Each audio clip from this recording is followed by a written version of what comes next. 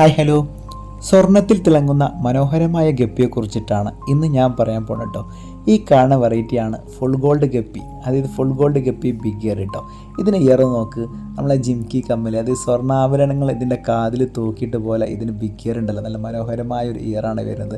പിന്നെ മറ്റു മീനെ വ്യത്യസ്തമാക്കാന്ന് വെച്ചാൽ മറ്റു മീനുകളെ പോലെയല്ല ഈ മീനിൻ്റെ പ്രത്യേകത, ഗോൾഡാണ്.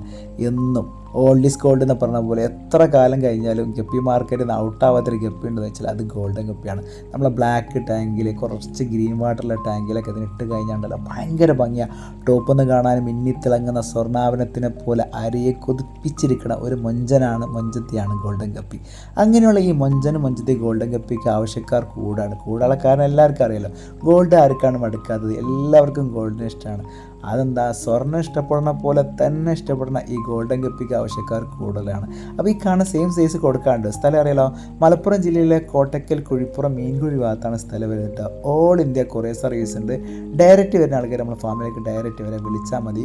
ഗൂഗിളിൽ KK ഗപ്പി ഫാം അടിച്ചാൽ ലൊക്കേഷൻ കാണാൻ പറ്റും. അപ്പോൾ welcome KK guppy farm. Thank you.